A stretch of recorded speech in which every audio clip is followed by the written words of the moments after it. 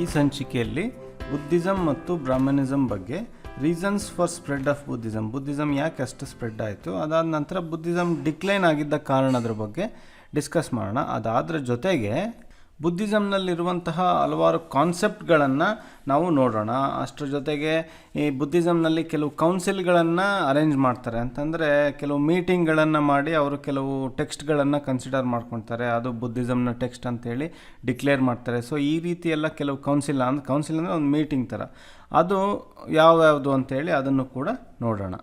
ಮೂಲತಃ ಬ್ರಾಹ್ಮಣಿಸಮ್ನಲ್ಲಿ ಏನಾಗಿತ್ತು, ಒಂದು ವರ್ಣ ಸಿಸ್ಟಮ್ ಅಂತ ಏನಿತ್ತಲ್ಲ, ಇದು ವರ್ಣ ಸಿಸ್ಟಮ್ ಮೂಲತಃ ಅವರ ಒಂದು ಪ್ರೊಫೆಷನ್, ಅವರೇನು ಕೆಲಸವನ್ನು ಮಾಡ್ತಾ ಇದ್ರಲ್ಲ ಅದ್ರ ಮೇಲೆ ವರ್ಣ ಸಿಸ್ಟಮ್ನ ಪ್ರಾಕ್ಟೀಸ್ ಮಾಡಿದರು. ಬಟ್ ಬರ್ತಾ ಏನಾಯಿತು, ಅದು ಬರ್ತಿಂದನೇ ಬಂದಿದೆ ಅನ್ನುವಷ್ಟರ ಮಟ್ಟಿಗೆ ಅದು ಒಂದು ನಂಬಿಕೆಯನ್ನು ಪಡ್ಕೊಳ್ತು. ಆದರೆ ಈ ಬುದ್ಧಿಸಮ್ನಲ್ಲಿ ಏನು ಮಾಡಿದ್ರು, ಈ ವರ್ಣ ಸಿಸ್ಟಮ್ನ ಅವರು ಕನ್ಸಿಡರ್ ಯಾವುದ್ರ ಬೇಸಿಸ್ ಮಾಡ್ತಾರೆ ಅಂತಂದರೆ ಆ್ಯಕ್ಷನ್ ಬೇಸಿಸ್ ಮೇಲೆ ಮಾಡ್ತಾರೆ. ಅಂದರೆ ಅವ್ರು ಏನು ಪ್ರೊಫೆಷನ್ ಏನು ಮಾಡ್ತಾರಲ್ಲ ಅದ್ರ ಬೇಸಿಸ್ ಮೇಲೆ ಇವರು ಕೂಡ ಕನ್ಸಿಡರ್ ಮಾಡ್ತಾರೆ. ವರ್ಣ ಸಿಸ್ಟಮ್ನ ಕನ್ಸಿಡರ್ಡ್ ಬೈ ಬುದ್ಧಿಸಮ್ ಅಂತ ಹೇಳಿ ಹೇಳ್ಬೋದು.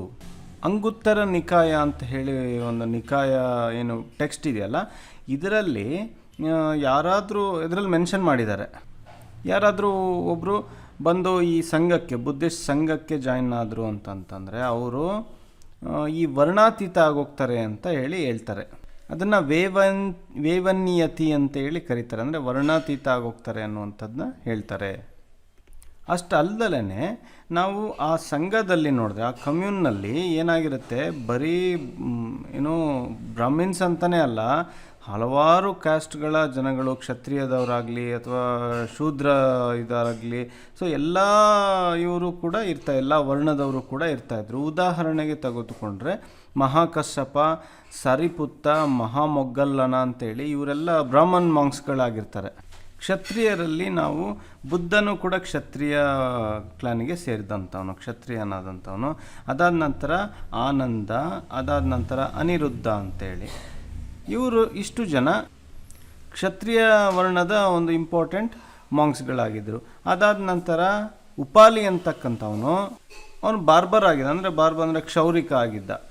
ಅದಾದ ನಂತರ ಚುಂಡ ಅನ್ನುವಂಥವನು ಬ್ಲ್ಯಾಕ್ ಸ್ಮಿತ್ ಆಗಿದ್ದ. ಬ್ಲ್ಯಾಕ್ ಸ್ಮಿತ್ ಅಂದರೆ ಕಮ್ಮಾರ ಅಂತಾರಲ್ಲ, ಅವನಾಗಿದ್ದ. ಈ ಚುಂಡ ಅನ್ನುವಂಥವನೇ ಬುದ್ಧನಿಗೆ ಅವನ ಕೊನೆ ಊಟವನ್ನು ಕೊಟ್ಟವನು, ಬುದ್ಧನಿಗೆ ಕೊನೆ ಊಟ ಮಾಡಿಸಿದವನು ಇವನೇ ಚುಂಡ ಅಂತ ಹೇಳಿ. ಮತ್ತು ಬುದ್ಧಿಸ್ಟ್ ಏನು ಪಾಲಿ ಟೆಕ್ಸ್ಟ್ಗಳೇನಿದೆಯಲ್ಲ, ಇದು ವರ್ಣ ಆರ್ಡರ್ನ ಚೇಂಜ್ ಮಾಡುತ್ತೆ. ಈ ವರ್ಣ ಆರ್ಡರಲ್ಲಿ ಮುಂಚೆ ಏನಿತ್ತು, ಬ್ರಾಹ್ಮಣ್ಸ್ನ ಸುಪ್ರೀಮ್ನಲ್ಲಿ ಇಟ್ಟಿದ್ರು, ಕ್ಷತ್ರಿಯ ಅದಾದ ನಂತರ ಬರ್ತಾರೆ, ಅದಾದಮೇಲೆ ವೈಶ್ಯಾಸ್ ಬರ್ತಾರೆ, ಅದಾದ ನಂತರ ಶೂದ್ರಾಸ್ ಬರ್ತಾರೆ. ಬಟ್ ಇವ್ರು ಏನು ಮಾಡ್ತಾರೆ, ಆರ್ಡರ್ನ ಚೇಂಜ್ ಮಾಡ್ತಾರೆ. ಈ ಕ್ಷತ್ರಿಯಾಸ್ ಏನಿದೆಯಲ್ಲ ಇವ್ರನ್ನ ತಗೊಂಡು ಬಂದು ಫಸ್ಟಲ್ಲಿ ಇಡ್ತಾರೆ, ಬ್ರಾಹ್ಮಣ್ಸ್ನ ತಗೊಂಡು ಬಂದು ಕೆಳಗಡೆ ಇಡ್ತಾರೆ. ಸೊ ಇವ್ರದ್ದು ಹೊಸ ಆರ್ಡರ್ ಯಾವ ಥರ ಇರುತ್ತೆ ಅಂದರೆ, ಫಸ್ಟು ಕ್ಷತ್ರಿಯ, ಅದಾದ ನಂತರ ಬ್ರಾಹ್ಮಣ, ಅದಾದ ನಂತರ ವೈಶ್ಯಾಸ್, ಅದಾದ ನಂತರ ಶೂದ್ರ. ಸೊ ಆರ್ಡರ್ನೇ ಚೇಂಜ್ ಮಾಡ್ತಾರೆ. ಬುದ್ಧಿಸಮ್ ಮತ್ತು ಇನ್ನೊಂದೇನು ವಿಚಾರ ಅಂತಂದರೆ, ಇದು ಸೋಷಿಯಲ್ ಆರ್ಡರ್ನ ಅದು ಸಪೋರ್ಟ್ ಮಾಡುತ್ತೆ. ಸೋಷಿಯಲ್ ಆರ್ಡರ್ ಅಂತಂದರೆ ಸೊಸೈಟಿನಲ್ಲಿ ಒಂದು ಕ್ಲಾಸ್ಗಳಿರುತ್ತಲ್ಲ, ಆ ಕ್ಲಾಸ್ಗಳನ್ನು ಸಪೋರ್ಟ್ ಮಾಡುತ್ತೆ. ಬುದ್ಧಿಸಮ್ನ ಮುಖ್ಯ ಉದ್ದೇಶ ಸಮಾಜದಲ್ಲಿರುವಂತಹ ಒಂದು ಡಿಫ್ರೆನ್ಸಸ್ ಏನಿದೆಯಲ್ಲ, ಈ ಕಮ್ಯುನಿಸಮ್ ಥರ ಅಲ್ಲ ಅದು, ಸಮಾಜದಲ್ಲಿರುವಂತಹ ಡಿಫ್ರೆನ್ಸಸ್ನ ಅದು ತೆಗೆದಾಕಬೇಕು ಅನ್ನುವಂತಹ ಉದ್ದೇಶ ಇರಲಿಲ್ಲ. ಅಂದರೆ ಇಂಡಿವಿಜುವಲ್ ಗ್ರೋತ್ ಅನ್ನೋದೇ ಮುಖ್ಯ ಉದ್ದೇಶ ಆಗಿತ್ತು ಬುದ್ಧಿಸಮ್ದು. ಕೆಲವು ಬುದ್ಧಿಸ್ಟ್ ಏನು ಮಾಡ್ತಾಯಿದ್ರು, ಇದ್ರ ಬಗ್ಗೆ ಏನು ಹೆಚ್ಚಿಗೆ ಎಂಫಸೈಸ್ ಮಾಡ್ತಾ ಇರಲಿಲ್ಲ, ಹೆಚ್ಚು ಒತ್ತು ಕೊಡ್ತಾ ಇರಲಿಲ್ಲ. ಅದನ್ನು ಯಥಾವತ್ತಾಗಿ ಬಿಟ್ಟು ಇಂಡಿವಿಜುವಲ್ ಸಾಧನೆಯ ಬಗ್ಗೆ ಅವರು ಪ್ರಾಮುಖ್ಯತೆ ಕೊಟ್ಟಿದ್ದರು. ಕೆಲವು ಇನ್ಸ್ಟೆನ್ಸ್ಗಳು ಯಾವ ಥರ ಇತ್ತು ಅಂತಂದರೆ, ಈಗ ಸಾಲ ಮಾಡಿರ್ತಕ್ಕಂಥವ್ರು ಮತ್ತು ಆಳುಗಳು, ಸ್ಲೇವ್ಸ್ ಯಾರಿರ್ತಲ್ಲ ಅವರು ಮತ್ತು ಸೈನಿಕರು, ಅವರು ಅಲ್ಲಿಗೆ ಮಾಂಕ್ ಹತ್ರ ಬರಬೇಕು ಅಥವಾ ಬುದ್ಧಿಸ್ಟ್ ಇದನ್ನು ಫಾಲೋ ಮಾಡಬೇಕು ಅಂದರೆ ಅವರು ಫಸ್ಟ್ ಏನು ಮಾಡಬೇಕಾಗಿತ್ತು, ಅವರ ಓನರ್ ಏನಿರ್ತಾನಲ್ಲ, ಅವರ ಲಾರ್ಡ್ ಏನಿರ್ತಾನಲ್ಲ ಅವನ ಹತ್ರ ಪರ್ಮಿಷನ್ ತೊಗೊಂಡು ಬರಬೇಕಾಗಿತ್ತು. ಈ ರೀತಿ ಹಲವಾರು ಟೆಕ್ಸ್ಟ್ಗಳಲ್ಲಿ ಕೊಟ್ಟಿದ್ದಾರೆ ಉಲ್ಲೇಖಗಳು. ಮತ್ತು ಬುದ್ಧಿಸಮ್ನ ಪ್ರಕಾರ, ಬುದ್ಧಿಸಮ್ ಮತ್ತು ಜೈನಿಸಮ್, ಬ್ರಾಹ್ಮಣಿಸಮ್ನ ಪ್ರಕಾರ ಈ ಫ್ಯಾಮಿಲಿ ಆಬ್ಲಿಗೇಷನ್ಸ್ಗಳನ್ನ ಕಂಪ್ಲೀಟ್ ಮಾಡಬೇಕು, ಪ್ರೈವೇಟ್ ಪ್ರಾಪರ್ಟಿ ಇದ್ದರೆ ಅದನ್ನು ಪ್ರೊಟೆಕ್ಟ್ ಮಾಡಬೇಕು, ಪೊಲಿಟಿಕಲ್ ಅಜೆಂಡಾಸ್ ಏನಿರುತ್ತಲ್ಲ ಅಥಾರಿಟಿನ ಅದನ್ನು ರೆಸ್ಪೆಕ್ಟ್ ಮಾಡಬೇಕು. ಇದ್ರ ಬಗ್ಗೆ ಎಲ್ಲನೂ ಕೂಡ ಒಂದು ಸಮ್ಮತ ಇತ್ತು. ಎರಡರಲ್ಲೂ ಕೂಡ. ಇದಾದ ನಂತರ ಸ್ಪ್ರೆಡ್ ಆಗಿದ್ದು ಯಾಕೆ ಅಂತ ನೋಡೋಣ. ಇದು ಇಷ್ಟು ಸಾಕಾಗುತ್ತೆ. ಬುದ್ಧಿಸಮ್ ಮತ್ತು ಬ್ರಾಹ್ಮಣಿಸಮ್ನಲ್ಲಿ ಇದ್ದಂತಹ ಏನು ಸಮಾನ ಅಂಶಗಳನ್ನು ನೋಡಿದ್ವಿ. ಇದಾದಮೇಲೆ ಬುದ್ಧಿಸಮ್ ಪಾಪ್ಯುಲರ್ ಯಾಕಾಯಿತು, ಸ್ಪ್ರೆಡ್ ಯಾಕಾಯಿತು ಅಂತ ನೋಡೋದಾದರೆ, ಮೊದಲು ಇದು ಮಗಧ ಎಂಪೈರ್ನಲ್ಲಿ ಏನಿತ್ತಲ್ಲ ಇಲ್ಲಿ ಚೆನ್ನಾಗಿ ಸ್ಪ್ರೆಡ್ ಆಯಿತು.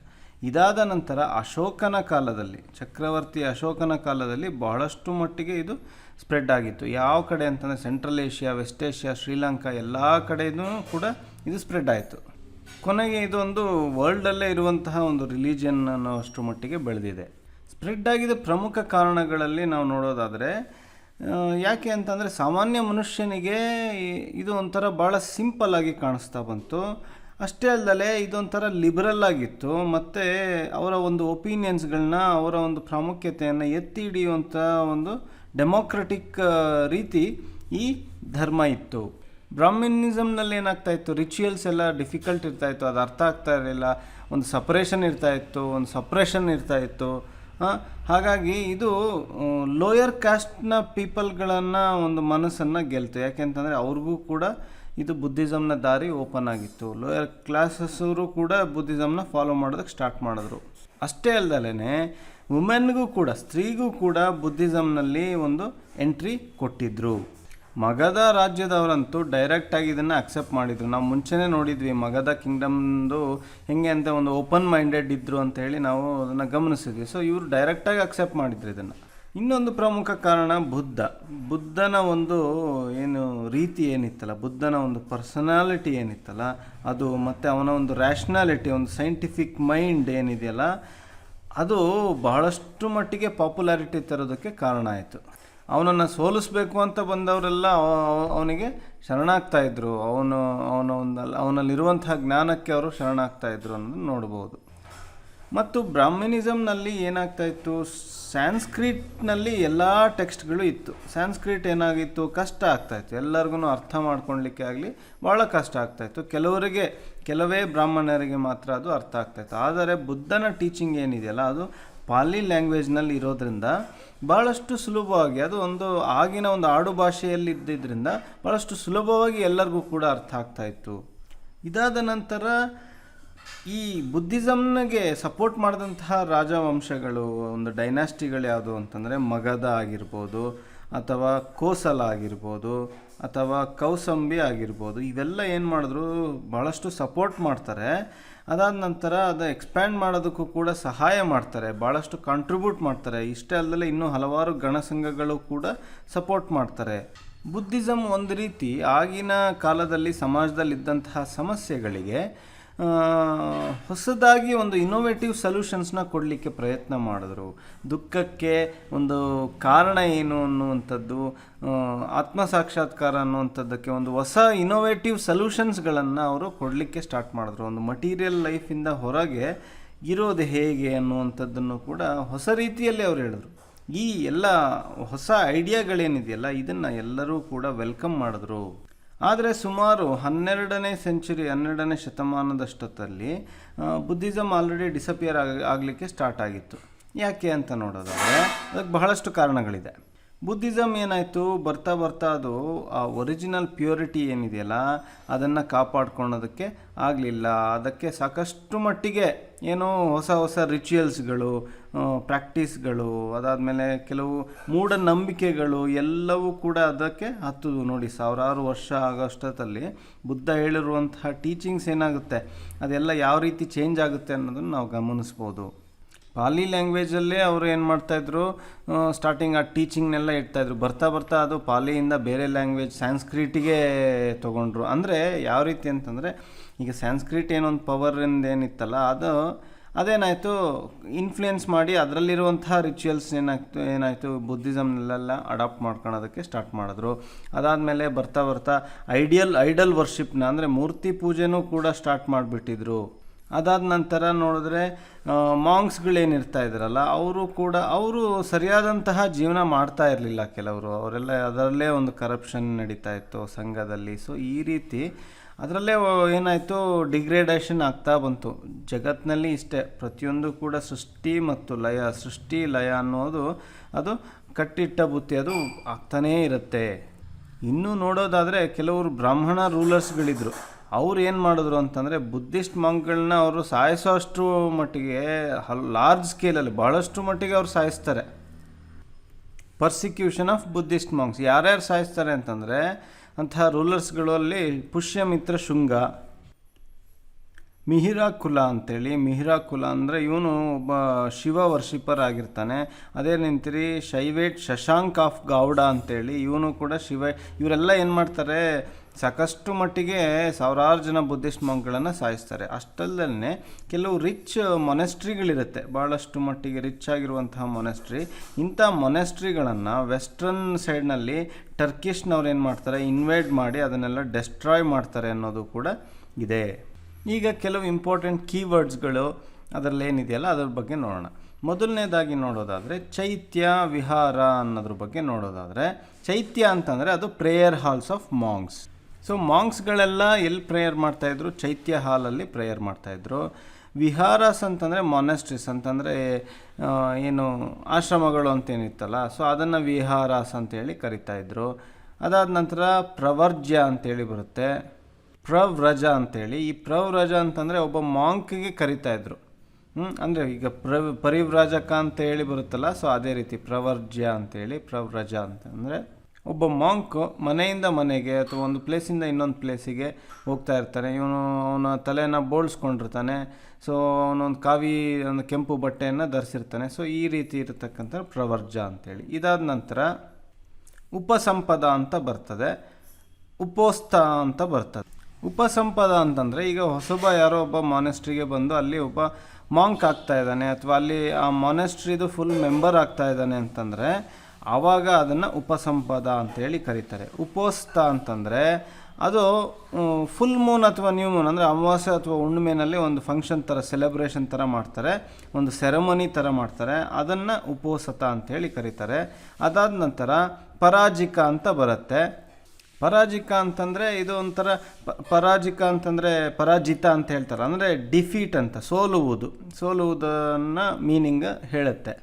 ಇದು ಆ್ಯಕ್ಚುಲಿ ಏನಕ್ಕೆ ಯೂಸ್ ಮಾಡ್ತಾಯಿದ್ರು ಅಂತಂದರೆ ಒಂದು ಏನು ಸಂಘ ಏನಿದೆಯಲ್ಲ ಆ ಸಂಘದಿಂದ ಹೊರಗೆ ಹಾಕೋದಕ್ಕೆ ಈ ಪರಾಜಿಕ ಆಗಿರಬೇಕು. ಪರಾಜಿಕ ಯಾವ ಥರ ಅಂದರೆ ಇನ್ ಕೇಸ್ ಮಾಂಕ್ ಏನು ಮಾಡ್ತಾನೆ, ಅವನು ಸೆಕ್ಷುಯಲಿ ಅವನು ಇಂಡಲ್ಜ್ ಆಗ್ತಾನೆ ಅಥವಾ ಅವನು ಕೊಟ್ಟಿದ್ದನ್ನೇ ಇಸ್ಕೊಳೋದಿಲ್ಲ ಅಥವಾ ಯಾರನ್ನಾದರೂ ಸಾಯಿಸೋದು ಇಂಥದ್ದೇನಾದರೂ ಮಾಡಿದಾಗ, ಅಥವಾ ಇನ್ನೊಂದೇನೋ ನನಗೆ ಅಟೈನ್ಮೆಂಟ್ ಆಗಿದೆ ಸ್ಪಿರಿಚುವಲಿ ಅಂತ ಹೇಳೋದು, ಇಂಥದ್ದು ಮಾಡಿದಾಗ ಮೊನೆಸ್ಟ್ರಿಯಿಂದ ಗುಂಪಿಂದ ಅವ್ರು ಏನು ಮಾಡ್ತಾಯಿದ್ರು, ಹೊರಗೆ ಹಾಕ್ತಾಯಿದ್ರು. ಅದು ಪರಾಜಿಕ ಅಂತ ಹೇಳಿ ಕರಿತಾಯಿದ್ರು. ಇದಾದ ನಂತರ ಬರುವಂಥದ್ದು ಪವರ್ಣ ಅಂತ ಹೇಳಿ. ಇದು ಅಶ್ವಿನಿ ಮಾಸ ಏನಿದೆಯಲ್ಲ, ಲುನಾರ್ ಮಂತಲ್ಲಿ ಅಶ್ವಿನಿ ಮಾಸದಲ್ಲಿ ಬರುತ್ತೆ. ಇದನ್ನು ಬುದ್ಧಿಸ್ಟ್ ಲೆಂಟ್ ಅಂತಲೂ ಕೂಡ ಕರೀತಾರೆ. ಇದರಲ್ಲಿ ಏನಂತಂದರೆ ಇದು ಏನನ್ನು ಇಂಡಿಕೇಟ್ ಮಾಡುತ್ತೆ, ಎಂಡ್ ಆಫ್ ರೈನಿ ಸೀಸನ್ನನ್ನು ಕೂಡ ಇಂಡಿಕೇಟ್ ಮಾಡುತ್ತೆ, ಎಂಡ್ ಆಫ್ ರೈನಿ ಸೀಸನ್. ಅಷ್ಟಲ್ಲದೇ ಇದ್ರದ್ದು ಸ್ಪೆಷಾಲಿಟಿ ಏನಂತಂದರೆ ಈ ಒಂದು ಕಾಲದಲ್ಲಿ ಮಾಂಕ್ಸ್ಗಳೇನು ಹೊರಗಡೆ ಹೋಗಿರ್ತಾರಲ್ಲ ಅವರೆಲ್ಲ ವಾಪಸ್ಸು ಬಂದು ಸಂಘಕ್ಕೆ ಸೇರಬೇಕಾಗತ್ತೆ. ಸಂಘಕ್ಕೆ ಸೇರಿ ಅವ್ರು ಮಾಡಿರ್ತಕ್ಕಂಥ ಅವ್ರೇನಾದರೂ ಎಲ್ಲ ಪಾಪಕರ್ಮಗಳನ್ನು ಮಾಡಿದರೆ ಅದನ್ನು ಇಲ್ಲಿ ಕಳ್ಕೊಳ್ಬೇಕಾಗತ್ತೆ. ಅಂದರೆ ಈಗ ಮಳೆಗಾಲದಲ್ಲಿ ಏನಾದರೂ ಪಾಪಕರ್ಮಗಳನ್ನು ಮಾಡಿದರೆ ಅದನ್ನು ಕಳ್ಕೊಳ್ಬೇಕಾಗತ್ತೆ ಅನ್ನುವಂಥದ್ದು. ಇದಾದ ನಂತರ ಉಪಾಸಕಾಸ್ ಮತ್ತು ಉಪಾಸಿಕಾಸ್ ಅಂತ ಬರುತ್ತೆ. ಉಪಾಸಕ ಅಂತಂದರೆ ಅವರು ಮೇಲ್ ಫಾಲೋಯರ್ಸ್ ಆಫ್ ಬುದ್ಧನ ಮತ್ತು ಧರ್ಮವನ್ನು ಸಂಘವನ್ನು ಫಾಲೋ ಮಾಡ್ತಕ್ಕಂತಹ ಮೇಲ್ ಫಾಲೋಯರ್ಸ್ಗೆ ಉಪಾಸಕಾಸ್ ಅಂತ ಕರೀತಾರೆ. ಅದೇ ಉಪಾಸಿಕಾಸ್ ಅಂತ ಯಾರಿಗೆ ಕರೀತಾರೆ ಅಂದರೆ ಫೀಮೇಲ್ ಫಾಲೋಯರ್ಸಿಗೆ. ಬಟ್ ಇವರಿಬ್ಬರೂ ಕೂಡ ಅಲ್ಲಿ ಮಾಂಕ್ಸ್ಗಳು ಆಗಿರಲ್ಲ, ನಾಟ್ ಮಾಂಕ್ಸ್. ಬಟ್ ಆದರೆ ಬುದ್ಧ ಹೇಳಿರುವಂತಹ ತತ್ವಗಳನ್ನು ಫಾಲೋ ಮಾಡ್ತಾ ಇರ್ತಾರೆ. ಇದಾದ ನಂತರ ಬಂದರೆ ಬೋಧಿಸತ್ವ ಅಂತಂದರೆ, ಬೋಧಿಸತ್ವದ ಬಗ್ಗೆ ನಾವು ನೋಡಿದ್ವಿ ಆಲ್ರೆಡಿ. ಇವನು ಒಬ್ಬ ಎನ್ಲೈಟನ್ಡ್ ಬೀಯಿಂಗ್, ಎಲ್ಲದನ್ನು ತ್ಯಜಿಸಿ ಬಂದಂಥವನು. ಬಟ್ ಆದರೆ ಇವನ ಎನ್ಲೈಟನ್ಮೆಂಟನ್ನು ಏನು ಮಾಡಿರ್ತಾನೆ, ಅವನು ಪೋಸ್ಟ್ಪೋನ್ ಮಾಡ್ಕೊಂಡಿರ್ತಾನೆ. ಯಾಕೆ ಅಂತಂದರೆ ಅಲ್ಲಿರುವಂಥ ಸಾಕಷ್ಟು ಜನಕ್ಕೆ ಹೆಲ್ಪ್ ಮಾಡಲಿಕ್ಕೆ, ಬೇರೆಯವರಿಗೆ ಎನ್ಲೈಟನ್ಮೆಂಟ್ಗೆ ಹೆಲ್ಪ್ ಆಗಲಿಕ್ಕೋಸ್ಕರ ಅವನು ಅಲ್ಲೇ ಉಳಿತಾನೆ. ಇದಾದ ನಂತರ ಬಿಕ್ಕು ಸಂಘ ಮತ್ತು ಬಿಕ್ಕುಣಿ ಸಂಘ ಅಂತ ಹೇಳಿ ಬರುತ್ತೆ. ಇದು ಸಂಘ ಆಫ್ ಮಾಂಕ್ಸ್ ಆ್ಯಂಡ್ ಸಂಘ ಆಫ್ ನನ್ಸ್ ಅಂತ ಹೇಳಿ ಕರಿಬೋದು. ತೇರ್ಗತ ಮತ್ತು ತೇರಿಗತ ಅಂತೇಳಿ ಬರುತ್ತೆ. ಇದು ವರ್ಸಸ್ ಆಫ್ ಎಲ್ಡರ್ ಮಾಂಕ್ಸ್ ಮತ್ತು ವರ್ಸಸ್ ಆಫ್ ಎಲ್ಡರ್ ನನ್ಸ್ ಅಂತ ಹೇಳಿ. ನಾವು ಇದ್ರ ಬಗ್ಗೆ ಆಲ್ರೆಡಿ ಸ್ವಲ್ಪ ನೋಡಿದ್ವಿ, ಕೆಲವು ಟೆಕ್ಸ್ಟ್ಗಳಲ್ಲಿ ತೇರಗತ ತೇರಿಗತ ಅನ್ನುವಂಥದ್ದು ಬರ್ತದೆ ಅಂತೇಳಿ. ಇದಾದ ನಂತರ ಶ್ರಮಣ ಅಥವಾ ಸಮನ ಅಂತ ಬರುತ್ತೆ. ಸಮನ ಅಥವಾ ಶ್ರಮಣ ಅಂತಂದರೆ one who is strives to realise the truth ಅಂತೇಳಿ, ಅಂದರೆ ಅವನು ಸತ್ಯಾನ್ವೇಷಣೆಗೆ ಅವನು ಬಹಳಷ್ಟು ಮಟ್ಟಿಗೆ ಪ್ರಯತ್ನ ಪಡ್ತಾ ಇರ್ತಾನೆ ಅಂತ. ಪರಿವ್ರಾಜಕ ಅಥವಾ ಪರಿಭಾಜಕ ಅಂತ ಹೇಳಿ ಬರ್ತಾರೆ. ಇವರು ವಾಂಡ್ರಿಂಗ್ ಮಾಂಕ್ ಅಂತ ಏನು ಕರೀತಾರಲ್ಲ ಅವ್ರನ್ನ ಪರಿವ್ರಾಜಕ ಅಂತೇಳಿ ಕರೀತಾರೆ. ಅದಾದ ನಂತರ ಶಕ್ರ ಅಂತಂದರೆ ಇಂದ್ರನಿಗೆ ಶಕ್ರ ಅಂತೇಳಿ ಕರೀತಾರೆ. ಮೊದಲನೇ Buddhist council 483 BC before common ಎರಾದಲ್ಲಿ ಆಗುತ್ತೆ. ಇದು ರಾಜಗೃಹದಲ್ಲಿ ಆಗುತ್ತೆ. ಇದನ್ನು ಪೆಟ್ರನ್ ಮಾಡಿದಂತಹ ರಾಜ ಯಾರು ಅಂತಂದರೆ ಅಜಾತಶತ್ರು.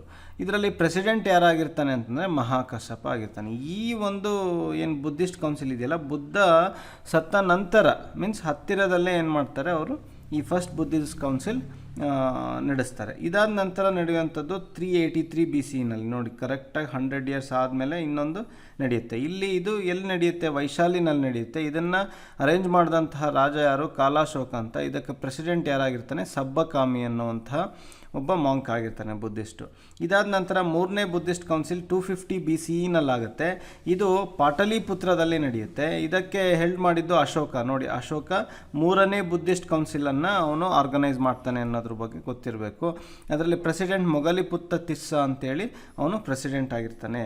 ನಾಲ್ಕನೇ ಬುದ್ಧಿಸ್ಟ್ ಕೌನ್ಸಿಲು 1st ಸೆಂಚುರಿ ನಲ್ಲಾಗತ್ತೆ, ಅಂದರೆ BCEನಲ್ಲ, ಕಾಮನ್ ಎರಾದಲ್ಲಾಗುತ್ತೆ. ಇದು ಎಲ್ಲಿ ಅಂತಂದರೆ ಕಾಶ್ಮೀರ್ನ ಕುಂದಲವನ ಅನ್ನುವಂತಹ ಜಾಗದಲ್ಲಿ.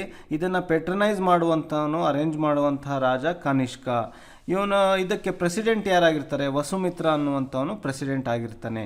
ಸೊ ಇದು 4 ಬುದ್ಧಿಸ್ಟ್ ಕೌನ್ಸಿಲ್ಗಳು ನಾವು ನೋಡಿ ಜ್ಞಾಪಕ ಇಟ್ಕೊಳ್ಬೇಕಾಗುತ್ತೆ. ಯಾವ್ಯಾವ ಪ್ಲೇಸ್ನಲ್ಲ: ರಾಜಗೃಹ, ವೈಶಾಲಿ, ಪಾಟಲಿಪುತ್ರ, ಕಾಶ್ಮೀರ. ಮತ್ತು ರೂಲರ್ಸ್ಗಳು ಯಾರ್ಯಾರು?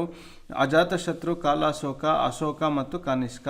ಪ್ರೆಸಿಡೆಂಟ್ಗಳು ಯಾರ್ಯಾರು? ಮಹಾಕಶ್ಯಪ, ಸಬ್ಬಕಾಮಿ, ಮೊಗಲಿಪುತ್ತ ತಿಸ್ಸ ಮತ್ತು ವಸುಮಿತ್ರ.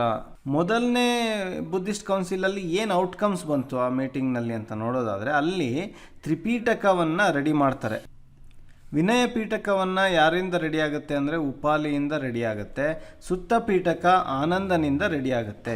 ಸೆಕೆಂಡ್ ಬುದ್ಧಿಸ್ಟ್ ಕೌನ್ಸಿಲಲ್ಲಿ ಏನೇನಾಗುತ್ತೆ ಅಂತ ನೋಡೋದಾದರೆ, ಕೆಲವು ಬುದ್ಧಿಸ್ಟ್ ಪ್ರಾಕ್ಟೀಸ್ಗಳು ಮಾಡಿಸ್ತಾ ಇರ್ತಾರಲ್ಲ, ಅದನ್ನು ಕರೆಕ್ಟಾಗಿ ಇದು ಕರೆಕ್ಟು ಇದು ತಪ್ಪು ಅನ್ನೋವಂಥದ್ದನ್ನು ಅವರು ಡಿಸೈಡ್ ಮಾಡ್ತಾರೆ. ಮತ್ತು ಇಲ್ಲಿ ಏನು 2 ಡಿವಿಷನ್ ಆಗುತ್ತೆ. ಏನು ಡಿವಿಷನ್ ಆಗುತ್ತೆ ಅಂತಂದರೆ ಸ್ಥಾವರವಾದೀನ್ಸ್ ಮತ್ತು ಮಹಾಸಂಘಿಕಾಸ್ ಅಂತೇಳಿ 2 ಡಿವಿಷನ್ ಆಗುತ್ತೆ.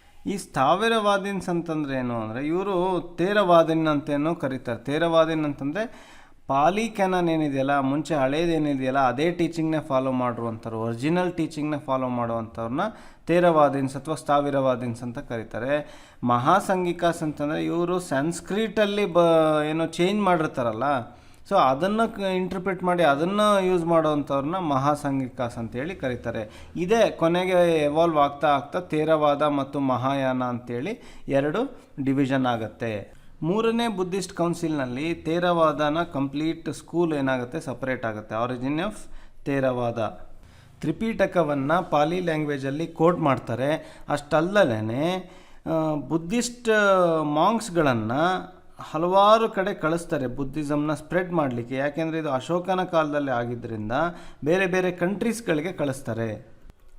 4ನೇ ಬುದ್ಧಿಸ್ಟ್ ಕೌನ್ಸಿಲ್ನಲ್ಲಿ ಏನಾಗುತ್ತೆ ಚೇಂಜಸ್ ಅಂತಂದರೆ, ಇದರಲ್ಲಿ ಬುದ್ಧಿಸಮ್ 2 ಭಾಗ ಆಗಿ ಡಿವೈಡ್ ಆಗುತ್ತೆ. ಅದು ಯಾವುದು ಅಂತಂದರೆ ಮಹಾಯಾನ ಮತ್ತು ಹಿನಯಾನ ಅಂತ ಹೇಳಿ.